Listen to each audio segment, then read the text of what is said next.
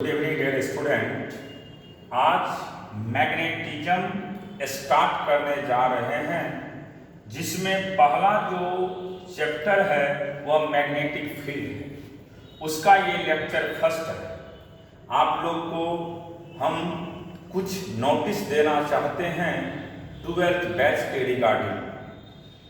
अभी आप लोग का ऑफलाइन क्लास स्टार्ट हो चुका है बाजार समिति में भी और भिखना पहाड़ी में भी। जो भी बच्चे पटना में प्रेजेंट हैं सभी लोग क्लास में अपीयर होइए, और जो नहीं आ पाए हैं वह जल्दी आने का कोशिश करिए, क्योंकि आपका बैच अब डेली चल रहा है और डेली चलने का मतलब है कि जल्दी ही सिलेबस खत्म हो जाएगा।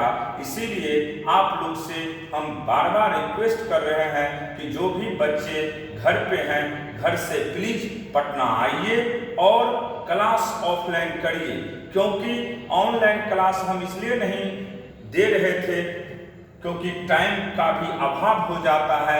लगातार क्लास ऑफलाइन का चल रहा है। सभी बैच हमने स्टार्ट कर चुके हैं। टारगेट का भी बैच 5 तारीख से स्टार्ट करने जा रहे हैं। फाउंडेशन बैच स्टार्ट हो चुका है दोनों सेंटर पे, बाजार समिति में और भिखना पहाड़ी में। 12th बैच भी दोनों सेंटर पे चालू हो चुके हैं। जो कोई बच्चे इंटरेस्टेड हैं 12th पढ़ने के लिए वे आके एडमिशन भी ले सकते हैं, क्योंकि पूरा सिलेबस खत्म करने का, समाप्त करने का गारंटी है। आप लोग सभी आइए, और आज हम मैग्नेटिज्म का फर्स्ट लेक्चर देने जा रहे हैं। देखिए हम लोग क्या किए हैं, इसके लिए 2 वायर लिए हैं। 2 वायर के नियर में एक चार्ज पार्टिकल को पहले रखा गया। ये चार्ज पार्टिकल रेस्ट में है। जब कोई पार्टिकल रेस्ट में होते हैं तो उसमें कोई भी इफेक्ट नहीं पड़ता है किसी भी फील्ड का, लेकिन जैसे ही हम उसी चार्ज पार्टिकल को फिर मोशन में रखे हैं और वह चार्ज पार्टिकल कहाँ पे है, किसी करंट कैरिंग वायर के नियर में है, तो देखा गया कि वह चार्ज पार्टिकल सम एंगल से डेविएट कर जाते हैं। अगर वह सम एंगल से डेविएट करते हैं इसका मतलब है कि वहाँ पे कोई न कोई फील्ड है, कोई न कोई फोर्स है। जो फील्ड अपीयर होंगे उसी फील्ड का नाम मैग्नेटिक फील्ड होते हैं, और जो फोर्स अपीयर होगा वहां पे जो फोर्स लगेंगे उस फोर्स को क्या कहते हैं हम लोग, मैग्नेटिक फोर्स। तो सिंपल याद रखना है आपको कि अगर कोई भी चार्ज पार्टिकल किसी करंट कैरिंग वायर के नियर में होते हैं और वह चार्ज पार्टिकल अगर सम एंगल से डेविएट करते हैं, तो डेविएट का कारण है कि वहां पे कोई ना कोई फोर्स एक्ट कर रहा है। जो कोई फोर्स एक्ट करते हैं वही कौन सा फोर्स कहलाते हैं, मैग्नेटिक फोर्स। और वहां पे जो फील्ड डेवलप होते हैं उसी फील्ड को किसके नाम से जानते हैं हम लोग, मैग्नेटिक फील्ड के नाम से। इसके विषय में कुछ लाइन लिख देते हैं यहाँ पे। वी कंसीडर, देखिए लैंग्वेज में लिख देते हैं हम लोग, we consider a current carrying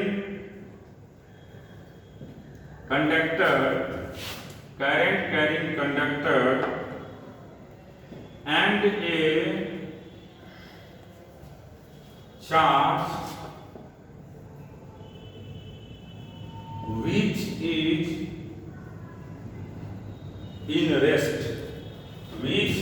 in rest near the current carrying wire, full stop। As time passes, time धीरे धीरे पास करता है। As time passes, the charge particle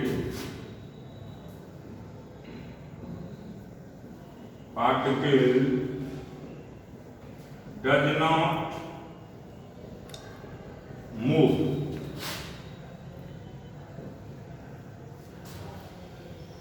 hence there is no any force which is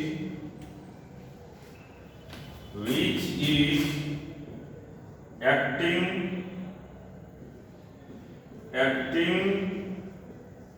on that charge particle. In figure first, in figure second, we see that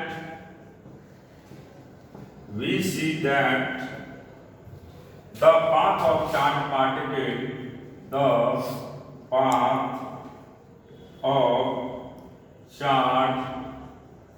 particle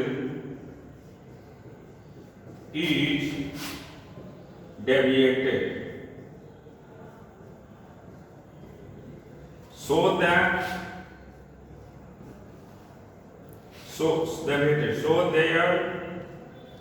so there must be any force acting on that charge particle.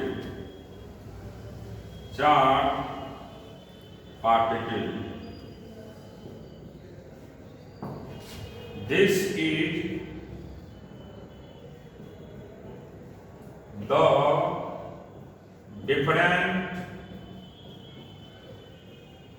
is the different types of force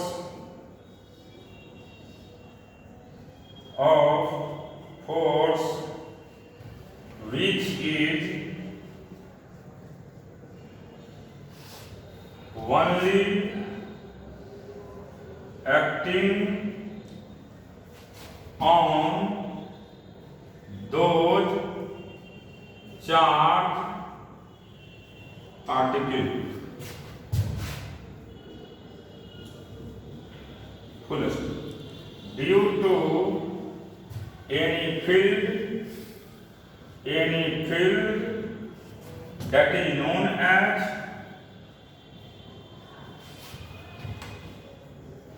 the magnetic field.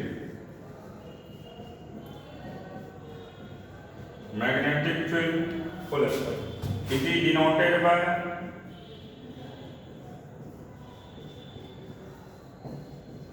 Vector V. तो simple याद रखिएगा कि अगर कोई भी charge particle है और अगर उस चार्ज पार्टिकल को हम मोशन में लाते हैं तो वहां पे एक फोर्स एक्ट करते हैं और उसी फोर्स के चलते वह चार्ज पार्टिकल सम एंगल से डेविएट कर जाते हैं। तो जो डेविएशन होता है वह किसके चलते होता है? मैग्नेटिक फोर्स के चलते। और वहां पे जो फील्ड डेवलप होते हैं उसी फील्ड को हम किसके नाम से जानते हैं? मैग्नेटिक फील्ड के नाम से। तो ये याद रखिएगा, ये रखने की जरूरत नहीं है, ये सिर्फ इतना याद रखना है कि अगर हम कहीं पे भी कोई भी वायर से करंट का फ्लो होता है और उसके नियर में किसी चार्ज पार्टिकल को रखते हैं तो वह चार्ज पार्टिकल सम एंगल से डेविएट करता है। डेविएट का कारण है कि वहां पे एक फोर्स एक्ट करेंगे और उसी फोर्स को हम मैग्नेटिक फोर्स कहते हैं और वहां पे जो फील्ड होंगे उस फील्ड को हम मैग्नेटिक फील्ड के नाम से जानते हैं। अब देखिए नेक्स्ट पॉइंट इसी में कि हम लोग कैसे, अब इसी में आपको समझना है फोर्स का वैल्यू। जब फोर्स समझ गए कि फोर्स एक्ट करेगा तो फोर्स का क्या होगा वैल्यू, इसकी बात करेंगे अभी। तो देखिए बाबू, अब हम यहां लिखेंगे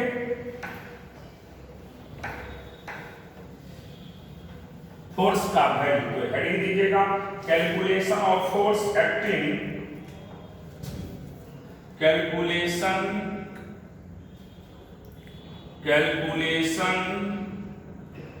of force acting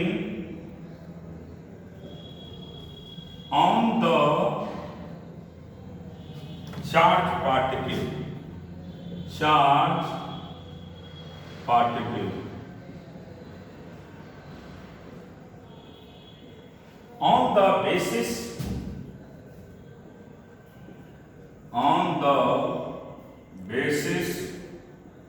of many experiment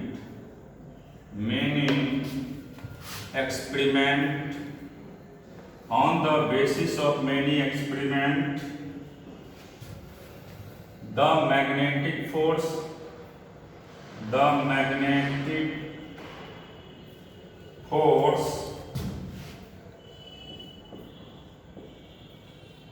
is calculated on the charged particle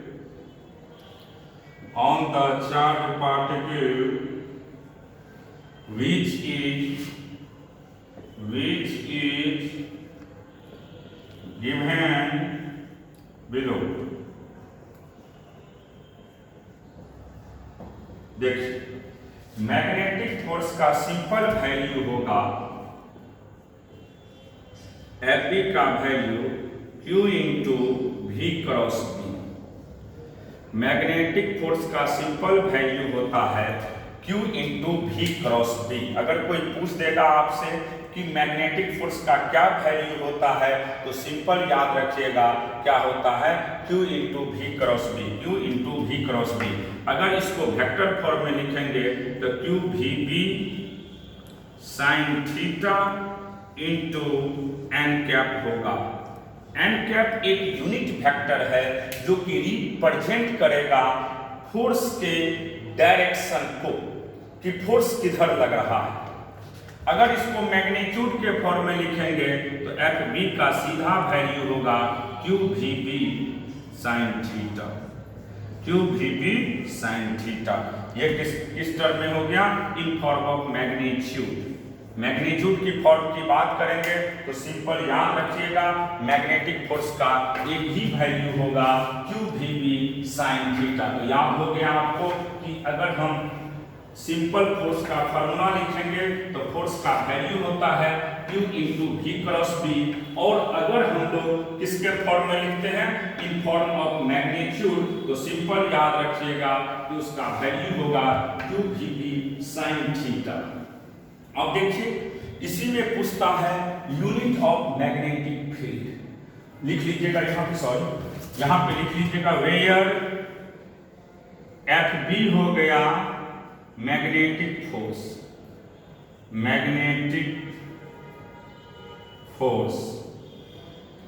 F B हो गया मैग्नेटिक फोर्स, क्यू हो गया चार्ज, भी हो गया वेलोसिटी ऑफ द पार्टिकल, और उसके बाद बी हो गया मैग्नेटिक फील्ड।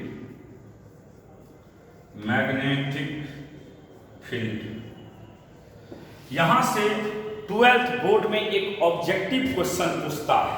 क्या पूछता है वह याद रखिएगा। Unit of magnetic field, unit of B, ये बराबर क्वेश्चन दिए जाते हैं 12th बोर्ड में। ये बहुत 12th बोर्ड के लिए इंपॉर्टेंट क्वेश्चन होता है। यूनिट ऑफ मैग्नेटिक फील्ड तो बी का सिंपल वैल्यू होता है F by Q V sine theta. अब देखिए इसका यूनिट होता है न्यूटन और चार्ज का कूलम, वेलोसिटी का मीटर पर सेकेंड। तो ये होगा newton second by coulomb metre, newton second by coulomb metre. पहला यूनिट क्या हो गया इसका? Newton second by coulomb metre. दूसरा यूनिट इसी का होगा टेस्ला।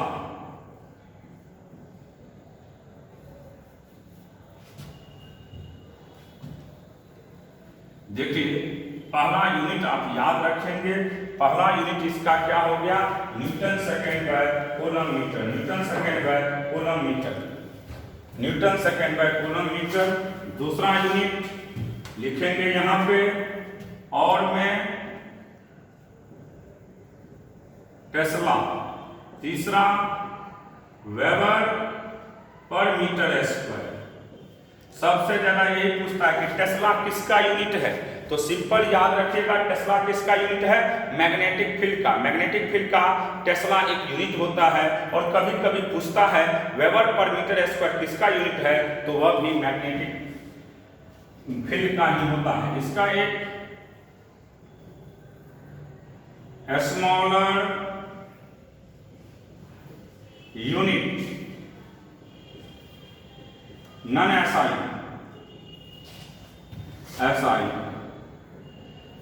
इसका होता है गॉस, GAUSS। और याद ये भी रखिएगा एक गॉस का सिंपल वैल्यू होता है 10⁻⁻⁴ टेस्ला। 10⁻⁻⁴ टेस्ला। 1 गॉस का वैल्यू कितना होता है, 10⁻⁴ टेस्ला। तो सिंपल याद रखिएगा कि मैग्नेटिक फील्ड का क्या क्या यूनिट होता है। तो पहला यूनिट याद रखिएगा newton second by coulomb metre, दूसरा टेस्ला, तीसरा वेबर पर मीटर स्क्वायर, और एक नॉन ऐसा यूनिट है गॉस कहलाता है, और 1 गॉस का वैल्यू 10⁻⁴ टेस्ला होता है। अब देखिए हमको ये समझना है कि मैग्नेटिक फील्ड अगर एक वेक्टर क्वांटिटी है तो निश्चित है कि इसका डायरेक्शन होंगे, वेक्टर का डायरेक्शन होता है। इसलिए मैग्नेटिक फील्ड दो तरह के होते हैं, एक इनवार्ड होता है और दूसरा क्या होता है, आउटवार्ड। तो देखिए दोनों को अभी समझाएंगे मैग्नेटिक फील्ड के विषय में। बड़ा इंपॉर्टेंट कॉन्सेप्ट है यहां से, direction of magnetic field. Direction of magnetic field. Direction of magnetic field. देखिए मैग्नेटिक फील्ड का दो डायरेक्शन होगा, एक इनवार्ड होते हैं और दूसरा आउटवार्ड होता है। एक इनवार्ड होता है और दूसरा outward. Inward normal, inward normal. देखिए मान लीजिए ये एक तीर है और एक ऑब्जर्वर यहां पे है। तो इस ऑब्जर्वर को अगर कोई देखने की बात करेगा तो इसको दिखाई देगा क्रॉस। क्या दिखाई देगा, इसको क्रॉस दिखाई देगा। तो सिंपल याद रखिएगा क्रॉस का ही मतलब होता है इनवार्ड नॉर्मल। इनवार्ड नॉर्मल किसको कहते हैं हम लोग, क्रॉस को। इनवार्ड नॉर्मल का ही मतलब क्या होता है, क्रॉस। अब देखिए करंट किसी लूप में जाता है तो कैसे पता करते हैं कि ये इनवार्ड होगा या आउटवार्ड होगा। तो देखिए इस वायर में ऐसे करंट जा रहा है, तो अपने दाहिने हाथ के चारों उंगली को करंट के डायरेक्शन में घुमाइएगा। अपने दाहिने हाथ के चारों उंगली को किसके डायरेक्शन में घुमाएंगे, करंट के डायरेक्शन में। और ये थंब जिधर जाएगा वही रिप्रेजेंट करेगा मैग्नेटिक फील्ड के डायरेक्शन को। फिर सुनिए, अपने राइट हैंड के चारों उंगली को किसके तरफ घुमाना है, करंट के फ्लो के डायरेक्शन में। देखिए करंट ऐसे जा रहा है तो घुमाएंगे, तो ये किधर जा रहा है, अंदर के तरफ। किधर जा रहा है, अंदर के तरफ, इसलिए इसका डायरेक्शन क्या होगा, क्रॉस। क्लियर हुआ? एक बार फिर सुनिए, राइट हैंड के चारों फिंगर को करंट के डायरेक्शन में कर्ल कर लिएगा, यानी घुमाइएगा। जिधर थंब जाएगा वही रिप्रेजेंट करेगा मैग्नेटिक फील्ड के डायरेक्शन को। तो जैसे देखिए दिए घुमा देते हैं तो किधर जा रहा है, अंदर के तरफ। इसका मतलब अंदर का मतलब क्या होता है, क्रॉस। दूसरा है इसी में, दूसरा समझिएगा, इनवार्ड के बाद outward. Outward normal, outward normal. Outward normal की जब बात करते हैं तो देखिए ये तीर है मान लो, और यहां पे ऑब्जर्वर है।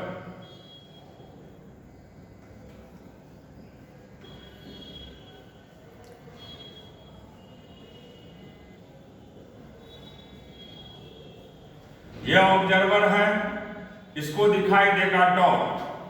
तो डॉट का ही मतलब क्या होता है, आउटवर्ड, बाहर का, आउटवर्ड नॉर्मल। डॉट का मतलब आउटवर्ड नॉर्मल और क्रॉस का मतलब inward normal.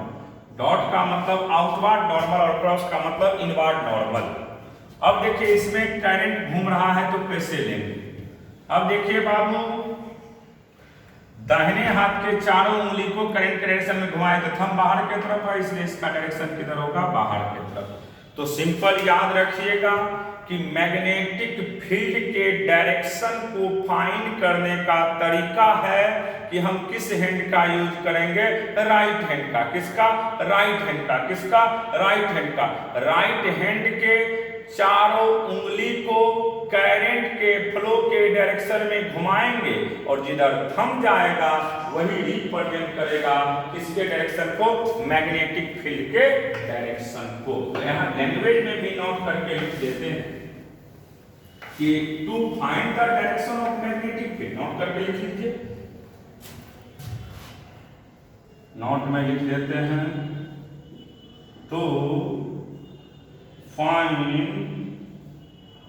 the direction of magnetic field।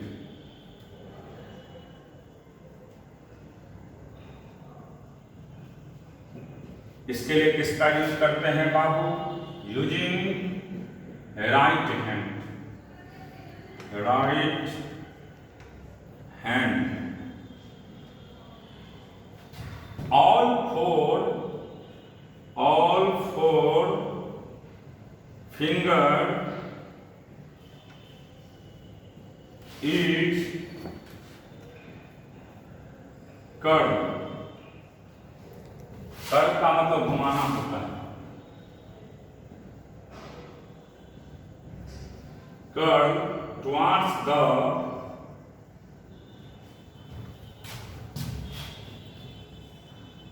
flow of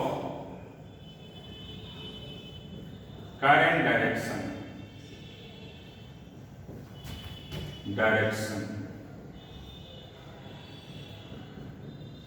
Then thumb represent the direction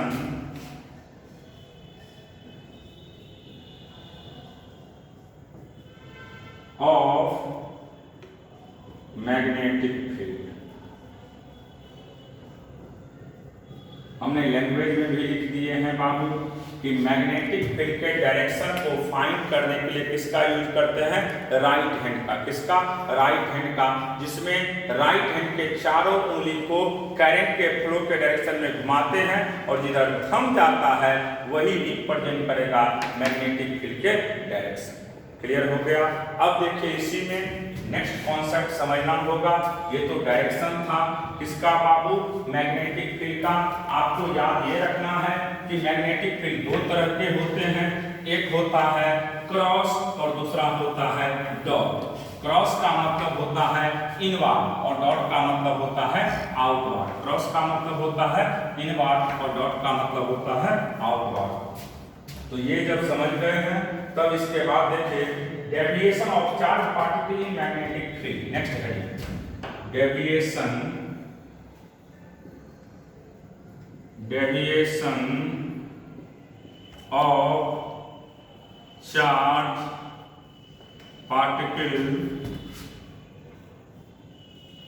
deviation of charge particle in magnetic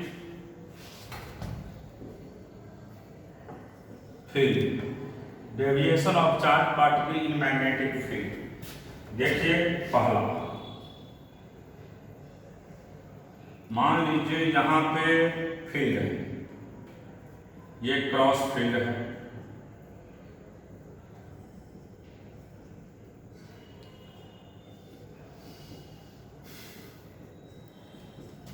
एक चार्ज पार्टिकल अभी फील्ड में नहीं था, इसका चार्ज Q है और मास m है, ये v वेलोसिटी से आ रहा था या u वेलोसिटी से आया। अब जैसे ही ये फील्ड के नियर पहुंचेगा तो फील्ड करता क्या है, किसी को अपने तरफ अट्रैक्ट करता है, क्योंकि जैसे मान लीजिए आप हवा में चल रहे थे और हवा का झोंका जिस डायरेक्शन में चल रहे हैं उसी में आपका है, तो निश्चित आपका स्पीड क्या करेगा, बढ़ा देगा। अब देखेंगे कि क्या ये चार्ज पार्टिकल डेविएट करेगा कि नहीं करेगा, विचलन होगा कि नहीं होगा। तो इसके लिए पहले फोर्स देखना होगा कि फोर्स का डायरेक्शन किधर है। तो इसके लिए हम फिर किस हैंड का यूज करेंगे बाबू, राइट हैंड का। तो देखिए ध्यान से, राइट हैंड दिए, वेलोसिटी की तरफ, फील्ड अंदर है तो मुट्ठी अंदर की तरफ बंद करेंगे, थंब किधर चल रहा है, ऊपर, इसका मतलब मैग्नेटिक फोर्स का डायरेक्शन किधर हो गया, ऊपर। और जिधर मैग्नेटिक फोर्स लगेगा उधर ही इसका डेविएशन होगा। एक बार फिर समझिए, हम लोग क्या करते हैं, अपने राइट हैंड के चारों उंगली को वेलोसिटी के डायरेक्शन में रखते हैं और जिधर फील्ड होता है उधर पंच करते हैं, तो ये थंब रिप्रेजेंट करेगा मैग्नेटिक फील्ड के डायरेक्शन को। तो थंब ऊपर के तरफ है, इसका मतलब मैग्नेटिक फोर्स ऊपर है, और मैग्नेटिक फोर्स जिधर होगा उधर ही डेविएशन होगा। कब, जब चार्ज का नेचर होगा पॉजिटिव, तब। फिर देखिए दूसरा, मान लीजिए यहां पे फील्ड है डॉट वाला,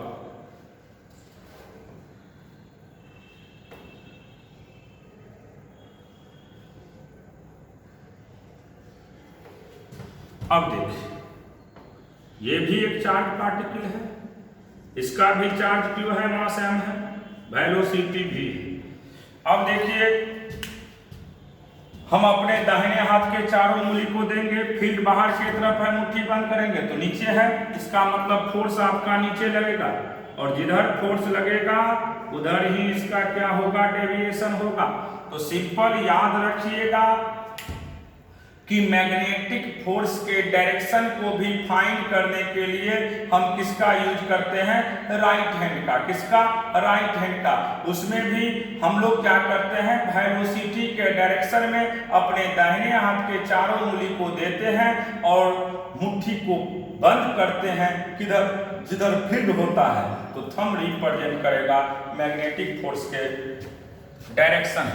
अब तीसरा देखिए, अगर चार्ज का ही नेचर हम निगेटिव कर देते हैं, फील्ड वही है, फील्ड वही है, देखिए -Q m भी वेलोसिटी। अब ऐसे के तो ऊपर होगा, लेकिन चार्ज का नेचर कैसा है, निगेटिव। अगर चार्ज का नेचर निगेटिव होता है तो जिधर थंब जाएगा उसके अपोजिट में क्या लगेंगे, फोर्स, और इसका डेविएशन भी इधर ही होगा। तो सिंपल याद रखिएगा, इसके लिए भी हम किसका यूज करते हैं, राइट हैंड का। किसका, राइट हैंड का। इसमें वेलोसिटी के डायरेक्शन में अपने दाहिने हाथ के चारों उंगली को देते हैं और पंच करते हैं फील्ड के डायरेक्शन में। किसके डायरेक्शन में, फील्ड के डायरेक्शन में। और जो थंब होंगे वही रिप्रेजेंट करेगा मैग्नेटिक फोर्स के डायरेक्शन को। अगर मान लीजिए चार्ज का नेचर निगेटिव होता है, अगर चार्ज का नेचर निगेटिव होता है तो जिधर आपका थंब है उसके अपोजिट में कौन सा चीज लगेगा, मैग्नेटिक फोर्स लगेंगे। अब इसके बाद है, अगर चाहते हैं नोट करके लिखने के लिए तो लिख भी सकते हैं, to find the direction of magnetic force, लिख देते हैं इसमें, to find the direction of magnetic force. इसके लिए भी किसका यूज करते हैं बाबू, राइट हैंड का। तो using right hand rule, all 4 finger is taken along the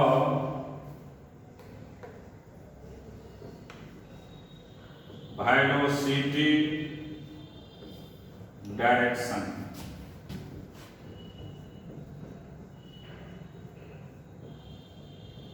and punch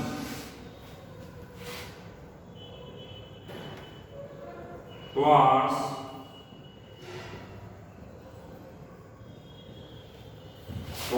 the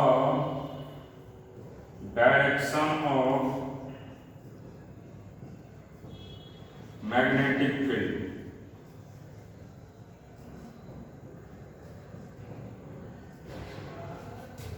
Then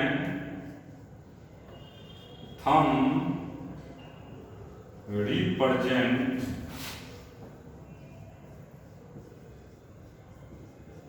the direction of magnetic force। तो याद रखिएगा, इसके लिए भी किस हैंड का यूज करते हैं हम लोग?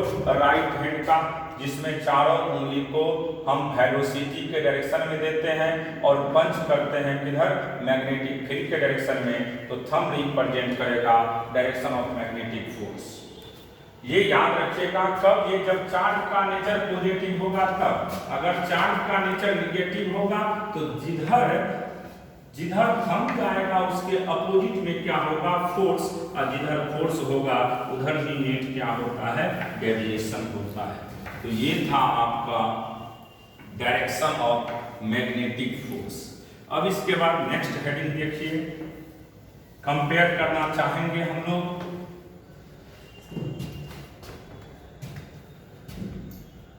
कंपैरिजन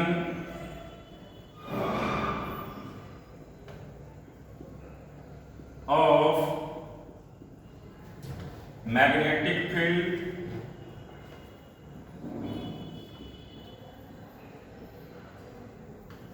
with other field,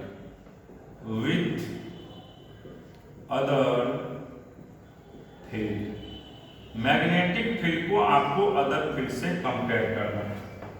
देखिए सबसे पहला है ग्रेविटेशनल फील्ड।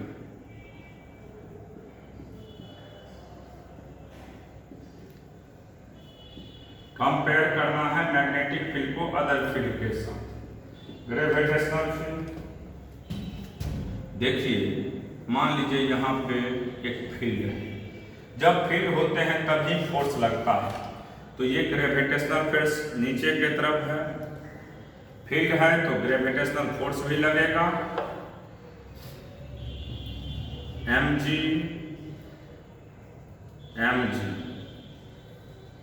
मान लीजिए अभी ये v नॉट वेलोसिटी से चल रहा था, चार्ज क्यू मास m।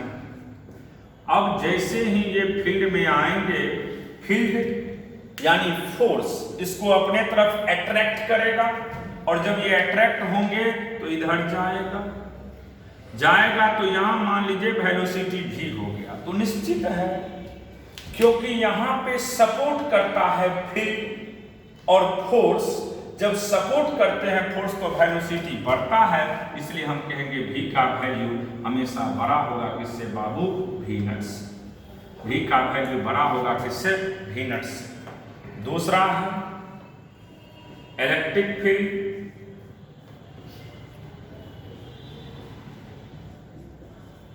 अब देखिए इलेक्ट्रिक फील्ड की बात करते हैं।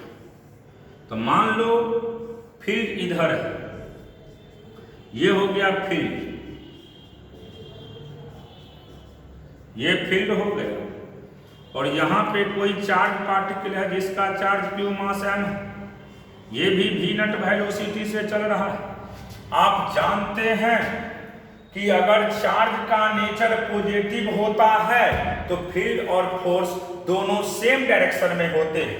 तो देखिए फील्ड जिधर है उधर ही फोर्स लगेगा क्योंकि चार्ज का नेचर पॉजिटिव है। अब समझना है, ये भी नट वेलोसिटी से चल रहा था, फोर्स इसको अपने तरफ अट्रैक्ट करेगा तो निश्चित है इसका वेलोसिटी भी होगा और भी इसमें भी बड़ा होगा, किससे?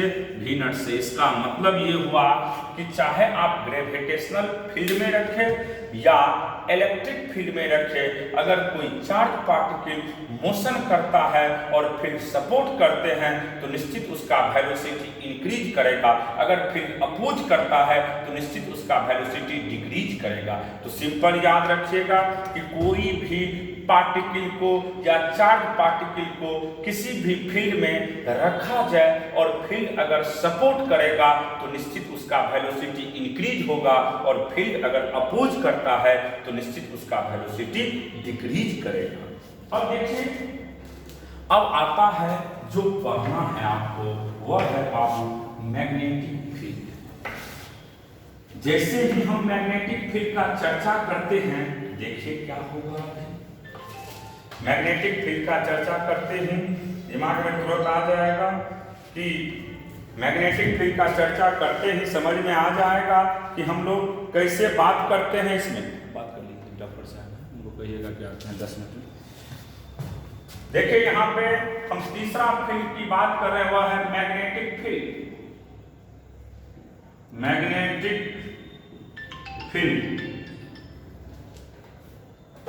मैग्नेटिक फील्ड की जैसे ही चर्चा करते हैं तो देखिए यहाँ पे मैग्नेटिक फील्ड, जैसे मान लीजिए ये आपका डॉट डॉट वाला सिस्टम है, ये डॉट है, ये मैग्नेटिक फील्ड की बात कर रहे थे। अब यहाँ पे कोई चार्ज पार्टिकल है जिसका चार्ज q मास m है। जैसे ही ये मैग्नेटिक फील्ड में जाएंगे तो देखिए यहां तक गया और यहां जाते ही फोर्स इधर एक्ट करेगा। मान लीजिए ये भी नट वेलोसिटी से जा रहा था और ये इधर आएंगे भी वेलोसिटी से, तो यहाँ पे v और v नट का वैल्यू हमेशा क्या होगा? सेम। v और v नट का वैल्यू क्या होगा? सेम। अब आपके मन में क्वेश्चन उठेगा कि सर इसमें भी तो सपोर्ट कर रहा है तो वेलोसिटी बढ़ना चाहिए, लेकिन हमने यहाँ नहीं पढ़ाया। हमने यहाँ बोले कि v नट और v का वैल्यू सेम होगा। क्यों होगा? तो इसका रीजन बता रहे हैं यहाँ पे। इसका रीजन क्या है उसी को नीचे दिखाएंगे। रीजन देखिए, आप बताइए, आप लोग काइनेटिक एनर्जी का फॉर्मूला क्या पढ़े हो बाबू? Half mv square. तो इसको लिख सकते हैं हम लोग half m into v dot v, क्योंकि हमने पढ़ा है a डॉट a स्क्वायर होता है, उसी तरीका से v डॉट v क्या होगा? v square. अब इसको डिफरेंशिएट करते हैं दोनों तरफ, तो d kinetic energy by dt कर दीजिए, तो 1m/2 को बाहर कर दीजिए। अब इसको डिफरेंशिएट करेंगे तो v को छोड़िए, फिर dv/dt करिए, फिर प्लस दीजिए, v को छोड़िए, dv/dt करिए। अब देखिए बाबू यहां से m/2 ये हो गया v डॉट a, फिर ये v डॉट a, तो यहां से 2 से 2 कट जाएगा तो v डॉट ma, तो बाबू यहां पे v डॉट फोर्स हो गया यानी f डॉट v हो गया। अब देखिए वेलोसिटी x एक्सिस पे है और फोर्स y एक्सिस पे है और बीच में कौन सा प्रोडक्ट है? Dot product. कौन सा प्रोडक्ट है? Dot product. तो इसका वैल्यू क्या हो जाएगा? 0, यानी f डॉट v का वैल्यू 0 हो गया। इसका मतलब काइनेटिक एनर्जी का वैल्यू क्या होगा? कांस्टेंट, क्योंकि आप जानते हैं किसी भी कांस्टेंट का डिफरेंशिएशन हमेशा 0 होता है। तो काइनेटिक एनर्जी जब कांस्टेंट होगा तो निश्चित है वेलोसिटी भी क्या होगा? कांस्टेंट। इसीलिए किसी भी चार्ज पार्टिकल को अगर किसी मैग्नेटिक फील्ड में मूव करवाया जाता है तो जिस वेलोसिटी से वह इन होते हैं उसी वेलोसिटी से वह क्या होता है? आउट होता है। इस पॉइंट को बढ़िया से याद रखेंगे। आज यहीं तक पढ़ा करके हम लेक्चर को खत्म कर रहे हैं। अगले क्लास में डिस्कशन करेंगे, लेकिन जो भी पटना में प्रेजेंट है वे सभी क्लास में आने का कष्ट करें और अगला लेक्चर जब हम देंगे तो और कुछ बताएंगे। ठीक है, चलिए बाबू बढ़िया से मेहनत करिए।